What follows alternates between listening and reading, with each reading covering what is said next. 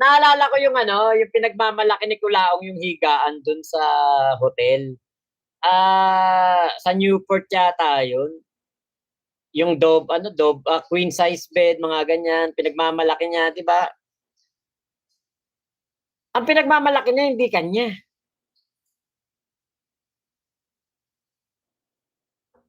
Di ba? Kaya yung kahapon, yung usapang mayaman, hindi makaka-relate si Kulaong. Bakit? Kasi si MG, pinapakita niya yung kanyang farm. Pinapakita niya yung mga puno doon sa likod. Actually, sa mga post ni Joanna, nakikita natin, ang ganda ng paligid talaga nung farm ni MG. May swimming pool pa. Gagawin daw yung Airbnb. 20K kada isang araw. Biruin mo ganun kalaki. O may tilapyaan, may tilapia, may crayfish. Merong 200 puno daw ng kalamansi pero gagawin ngayon 1,000 doon naman sa lupa daw na bigay ng mami ni Joanna. Actually, kapag mga ganong usapan, kahit hindi ka kasi si MG kahit hindi magpakita ng ebidensya, alam natin totoo. Alam natin na meron talagang ganon kalaking kalaking lupain. 'Di ba? Pero hindi katulad dito kay Kulaong, kailangan pa ng napakatinding pa-video ng kwarto ng hotel, CR ng hotel para lang talagang anuhin. Ipunto, mayaman ako, mayaman ako. 'Di ba? Salamat Pritziland. Ayan, thank you, thank you. Ayun. Nako, salamat po sa mga blessing po ninyo. Mukhang makakabili na ako ng gaming chair dito. Yun lang ako, maliit lang naman ng aking gaming chair lang. Kasi itong chair na to, ito kung mapapansin niyo meron ako mga live sa Malaysia, ito na upuan ko. Hanggang ngayon, ito pa rin yung upuan ko rito. Galante na naman mga tropa pips natin today. Oo nga. Joka, hello po, hello po. Ate Michelle, naku, mga galante talaga yan. Salamat Kaya po itong pinapakita na yan ni Kulaong. Actually si Alex Pabella, alam niyo nakita ko putya ang lawak ng bakura. Grabe ang lawak. Tapos yung bahay niya nasa gitna. Maliit. Nagmukhang maliit yung bahay. Kasi sa lawak ng bakuran.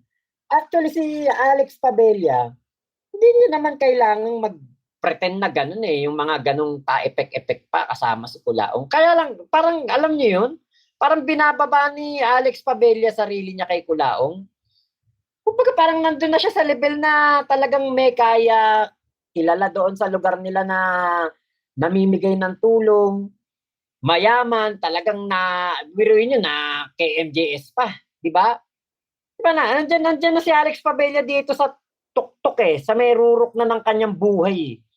Tapos bumababa siya dito sa level ni Kulaong. Eto si Kulaong, eto si Alex Pabella. Bumababa si Alex. No. Pero ganyan ka nakatanda. Di ba? Mag-matured ka. Hindi porke ikaw hindi ka nakaranas ng mga ganyan noong kay kabataan mo, sasakyan mo yung mga ganyang pa-effect ni Kulaong. Hindi maganda kasi kilala ka na ikaw mayaman, talagang ikaw pinagkakapitagan dyan sa Marinduque. Yung nakikita natin, kita nyo, nasasabihan ni MG ng mga matatanda. Mga matatanda na ganyan pa din ang isip. Diyos ko, toilet, ipapakita mo. Diba? Anong niyan? Toilet na eh. I could not see any logic in there.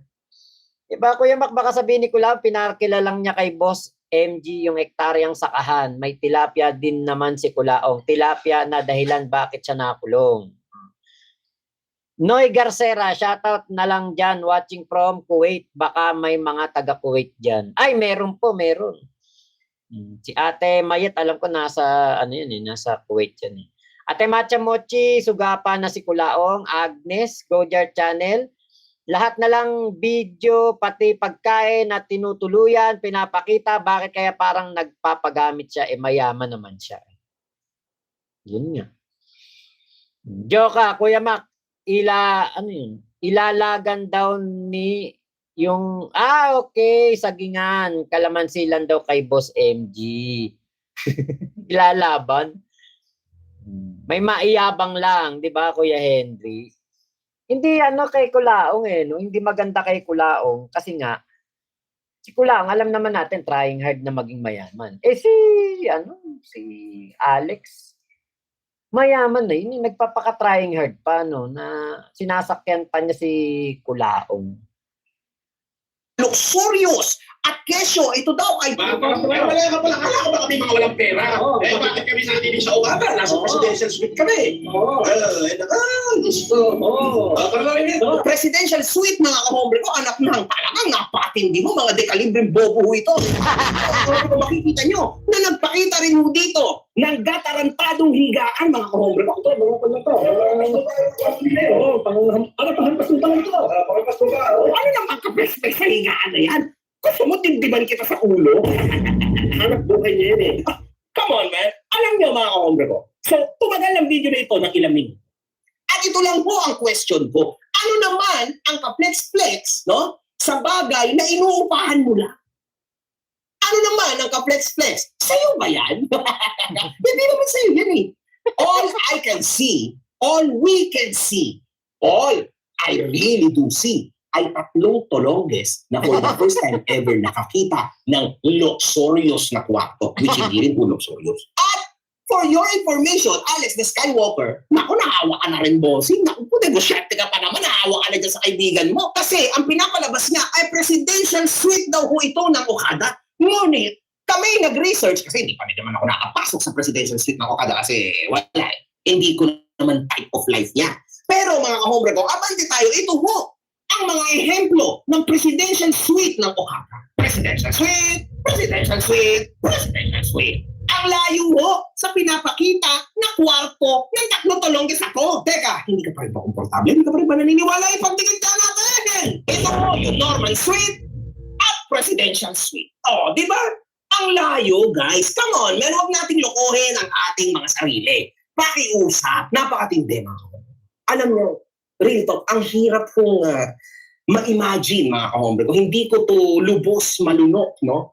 2 matanda ho, mga kahombre ko. Ganitong klaseng magyabang. Alam niyo, mga kahombre ko, kahit siguro dalhin ko, no, yung aking caretaker sa aking farm, I don't know, sa Okada. Baka nga hindi rin magulat yun dito sa ganitong klase ng luxurious na hotel room. Kasi mga kahombre ko, alam mo, unang itatanong yan. Kasi syempre, halos magkakaidaran tong mga to. Sino ang kasama ko dito? Kasama ko ba ang pamilya ko dito? Makakasama ko ba ang mga anak ko dito, ang aking asawa? Paano ko makakamusta ang aking pamilya? Kasi sa akin, okay lang ho, kahit kangkong, kahit talbos ng kamote, at rice lang kinakain ko, okay lang yun, sir. Basta ang mahalaga kasama ko ang pamilya ko. Yun. Kaidaran ho nitong mga to yun, mga kahombre ko. Yun yung ina-expect ko. Kasi yun yung 99% ng mga Pilipino. Ito, mga kahombre ko, sobrang stupid crazy ito, mga kahombre ko. Alam niyo, these two are just plotting stupid stories, mga kahombre ko. At yung mga istorya na minumungkahi niya sa ating lahat ay 1 o 2, 3 malaki at malaging na katarantaduhan ever, mga kahombre. Alam niyo meron kaming pinuntahan ni Joy na hotel sa Malacca. Malacca, sa Malaysia yon. Teka. Ano ko lang search ko para pakita ko sa inyo. Ako, ano yun kaya lang po kami nagpunta doon noong sa Malacca na yon. Kung nagkakamali, Pasko yata yun. Basta merong okasyon noon sa Malacca. At kaya po kami napunta doon ay dahil nga siya, kumbaga sikat yung hotel na yon. Bago pa lang yung Malacca hotel na yon. Haten Hotel Malacca, yun ang pangalan ng kanyang Hindi presidential suite syempre yung napuntahan namin. Pero masasabi ko na napakaganda talaga nung ano. Ang ganda po talaga nung ano na yun, nung Melaka na yun. Hanga nga ako dun sa hotel na yun kasi syempre nagtrabaho din ako ng mga hotel eh. Ano ba naman yung mga hotel na napasukan ko eh. Hindi, malayong malayo po talaga. Ba't ayaw niya mag-ano? Ito, katulad niyan, ito yung kwarto na napasukan namin. Medyo ano lang, hindi lang po ano. Ayan oh. Mas maganda pa to eh. Sa kwarto ni Kulaong. Etong Hatin Hotel na to, kung daw nagkakamali, ano yan eh. Pasko nga yata yun, pumunta kami. Tapos may swimming pool din to. Ayun, may swimming pool siya dun sa baba. Ay, at video pala to. Ayan o, yung binibideo nung ano, may nagbibideo. Ayan. Ayan. Ganyan po yung kwarto na napasukan namin. Ayan, same na same. May malaking salamin na bilog. May picture ako niyan eh. O, tapos makikita mo dun sa baba, ayun, swimming pool.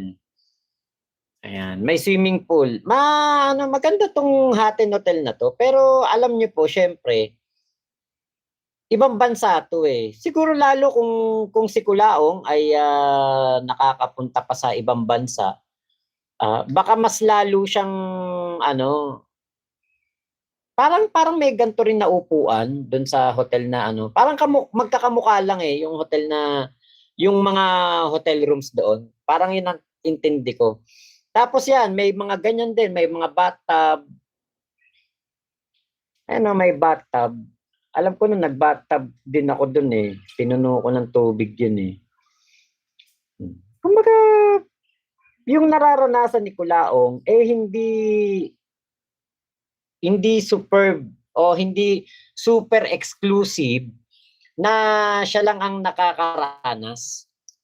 'Di ba? Kasi kahit ako lang na simpleng tao lang, hindi ako hindi nakaranas. Naranasan ko rin yun. Na kumain sa mga restaurant na masasarap, 'di ba? At wala akong nilolokong tao. Yung pinangkakain ko sa restaurant hindi galing sa nakaw, hindi galing sa dito sa pambubudol, panloloko, hindi galing doon, hindi galing sa masama at yun ang pinakamasarap na napakiramdam na yung pera ay galing sa pinagpawisan mo, galing sa pinagpagalan mo, 'di ba? Kahit na matulog lang sa isa katulad noon nung nakaraang mahal na araw kami nag-swimming sa Batangas. Kita nyo naman, Batangas kami nag-swimming. Upa kami ng isang kwarto, yung mga kasama ko na iba, mga nag-tent. Ano na, kumbaga napakasarap sa feeling na kasama mo, pamilya mo. Actually, yung kwarto nga, ano lang siya, maliit lang siya eh. May 2 double deck lang, tapos merong double bed lang dito. Parang 4 lang kaming natulog doon sa kwarto, saka si Piola. Parang siksikan nga eh. Kami ni Joy, saka si Piola doon sa higaan kasi medyo maliit. Pero ang saya, ang sarap. Bakit? Kasama mo ang pamilya mo. Yun ang luxury. At hindi alam ni Kulaong yun. Bakit? Kasi si Kulaong nga, ang luxury sa kanya, magumon sa sugal. Yun ang luxury sa kanya. Hindi katulad nating mga simpleng tao, ang luxury sa atin, yung gigising tayo sa umaga, kasama natin ang ating pamilya, magkape man tayo, yung mga 3-in-1 lang, o kaya yung yung mga Nescafe lang na kape, hindi mga latte, cappuccino, hindi flat white, di ba? Pero kasama natin pamilya natin. Wala tayong English American breakfast o English breakfast ba yun o ang tawag dito, yung mga breakfast na matitindi, mga French breakfast. Wala tayong ganun, 'di ba? Pero masarap ang gising natin. Bakit? Kasi kasama natin ang ating pamilya. 'Yun ang importante. Hindi alam ni Kulaong 'yun. Na pwedeng mangyari. This is BS, pure BS. I just can't believe it kasi mga kahombre ko, itong Alex the Skywalker ay lehitimo na negosyante. Ang hirap maniwala no, na literal na sinasamahan niya sa kabulastugan si Norman. And would I believe na makaka-apekto to in the future kay Alex? Sa tingin ko, yes. Kasi ang image ni Norman ay isang malaking kabulastugan sa internet, mga kahombre ko. So, kung sa tingin mo, Alex, bad publicity is still publicity, sa tingin ko nagkakamali ka. And sa tingin ko, nafe-feel mo na rin yun. Kung sa tingin mo, makakatulong ito sa pagtakbo mo sa iyong political ambitions, no. Mas mainam na sana yung binuo na image ni Jessica Soho sa'yo. From rags to riches. Kaysa ganito. Pumayon, tiyaga at kinalaunan. Aba, nakapagpatayo pa ng sarili niyang gasolinahan. At hindi lang isa ha, hindi lang dalawa, kundi 17 mga gasolinahan. Na sumama ka mismo sa isang Norman Mangosio. Wala ka na mapapatunayan dyan, Alex. At kung akala mo, matutulungan mo si Norman, ayon sa voice message ni Alex, So tayo mo nabigyan ng tulong. Mga tao na hindi matutulungan ni actually mas masisira at mas mapapariwara pa buhay nitong si Alex Pabella kaysa kay Culaong. Kasi si Culaong hilahod eh. Durog na to eh. Wala na tong bawi, hindi na to makakabangon sa kahihiyan. Wala nang pag-asa si Culaong na makabawi pa sa mga kahihiyan na kanyang dinana sa buhay ngayon. Yun lang naiharap siya sa press con na maraming tao nang nakakita, nakapanood at siya nga po ay sinabihan doon na larawan ng kawalang hiyaan sa Pilipinas. 'Di ba? Wala nang bawi si Culaong eh. Kaya bakit ka didikit diyan? Parang gusto mo tropa mo yung larawan ng kawalang hiyaan sa Pilipinas? 'Di ba? Kahit ako simpleng tao lang, ayoko na magkaroon ng kaibigan na ganyan, 'di ba? Parang tukmul ka ba? Ogag ka ba? Gusto mo maging barkada mo yung larawan ng kawalang hiyaan sa Pilipinas? Ate Erlinda Balatucan, hello po. Joka, baka tatakbong senador sa 2028 si Skywalker, Kuya Mac. Ay, hindi po kaya. Wala siya nung karisme. Saka isa pa, pang Marinduque lang yun. Deo Marte, presidential suite daw. Hindi po presidential suite yun. Kay Blink Hernandez, may tilapyaan si MG, si Culaong naman may hituan. Ang pinagkaiba nga lang, kahit bigote ng hito, walang naipakita si Culaong. Ate Agnes, 3 tolongges at matanda daw, sabi ni MG. Yun ang masakit, walang katabi o kasamang pamilya. Yun ang hindi niya alam eh. Teo, ayan, Mustamak, Neil from San Diego, California. Okay, Ate Macha Mochi, mabuti pa ang 3 Stooges, nakakatawa itong 3 tolongges na yan, nakakamangha katangahan nila. Mga may katangi ang taglay. Ayun. Okay, Joka, Kuya Mac, makikita mo talaga kay Culaong na sinira niya buhay niya dahil sa mga ilusyon niya ng luxury life. Tama. Ate Glenn, dami kong tawa kay Boss MG. Si Culaong kasi puro yabang lang. Kel, malaki pa kondo ko dyan. Yan ang talagang mayaman. Si Kel. Ate Glenn, si Culaong kasi, yun pala nabasa natin. Ate Agnes, akala niya ata siya lang may kayang tumuloy sa ganung lugar at kumain ng masarap.